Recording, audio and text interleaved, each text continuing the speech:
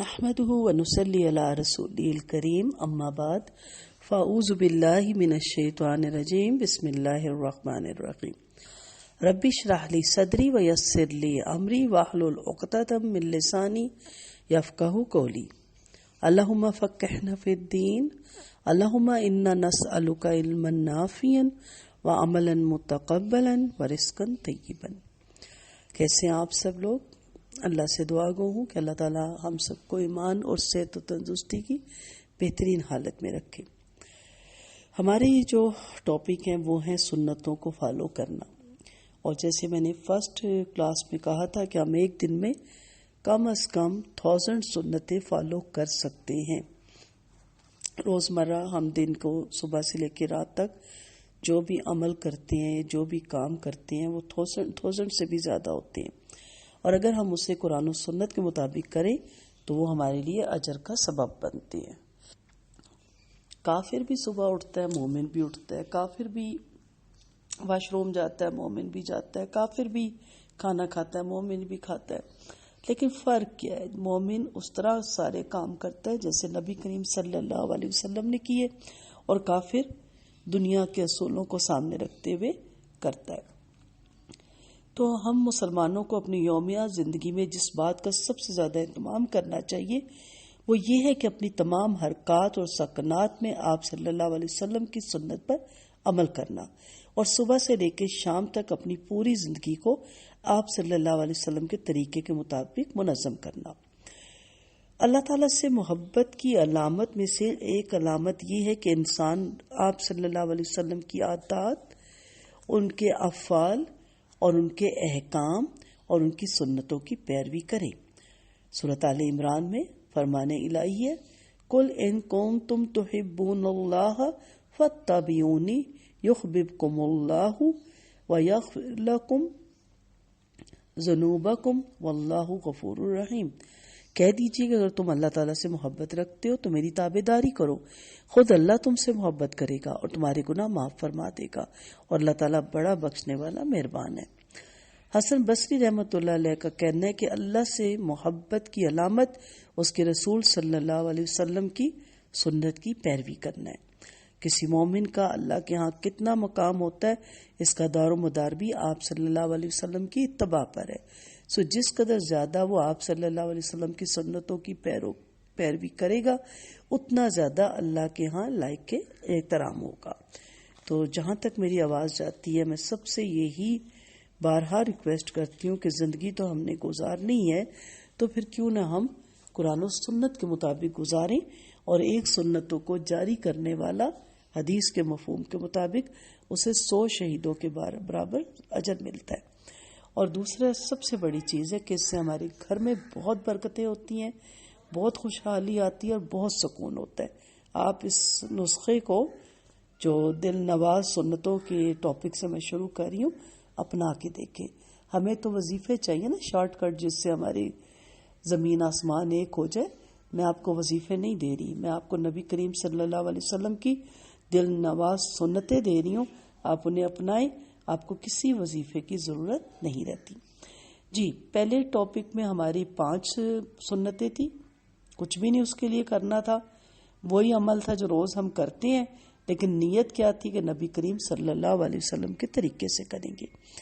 اب ہم دیکھتے ہیں بیت الخلاء میں داخل ہونے اور نکلنے کی سنتیں۔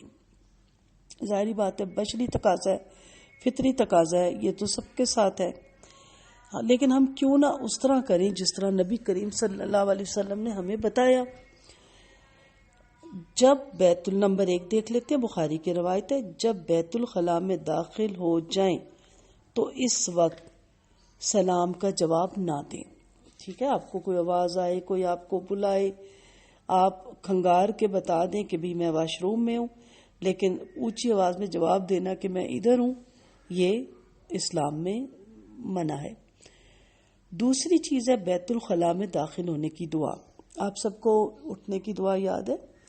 آپ کے پاس پورا ویک تھا، آپ اس میں اچھی طرح یاد کر سکتے تھے۔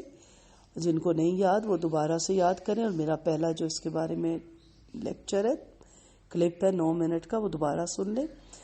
جی، بیت الخلاء میں داخل ہونے کی دعا، اللہم انی اعوذ بک من الخبث والخبائث اللہم انی اعوذ بک من الخبث والخبائث اللہم انی اعوذ بک من الخبث والخبائث۔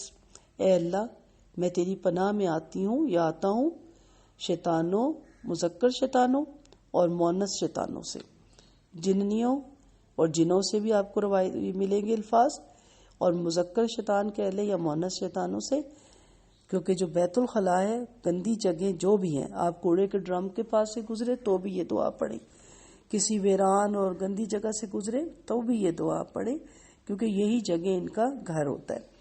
بچوں کو یہ دعا ویسے بھی سکھائیں تاکہ بچے کسی جگہ بھی جانے سے نہ ڈریں۔ آیت الکرسی بھی سکھائیں، لیکن وہ تھوڑے بڑے بچوں کے لیے ہوتی ہے، بہت چھوٹا بچہ ذرا اتنی لمبی دعا یاد نہیں کر سکتا، لیکن یہ ہر بچے کو آنی چاہیے، یہ بڑی آسانی سے یاد ہو جاتی ہے۔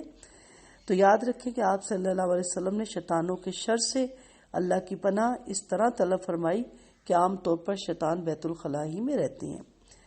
اور پھر تیسری سنت ہے بیت الخلاء میں جانے کی، واپس نکلنے کی دعا، غفرانک، آپ اس کو ساکن کریں تو غفرانک، ترمذی، ابو داؤد میں اور ابن ماجہ میں آپ کو یہ دعا مل جائے گی، غفرانک، اے اللہ میں تیری بخشش چاہتا ہوں۔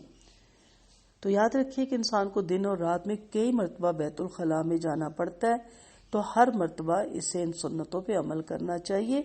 وضو کے لیے بھی وہ جاتا ہے، ویسے بھی اس کو ضرورت پڑتی ہے، تو ان سنتوں کو جب آپ فالو کریں گے تو آپ کو ان چیزوں کا بھی پھر جو کہ روز مرہ ایک فطری تقاضا انسان کے ساتھ ہے، اس کا بھی آپ کو انشاءاللہ اجر اللہ تعالیٰ عطا کریں گے۔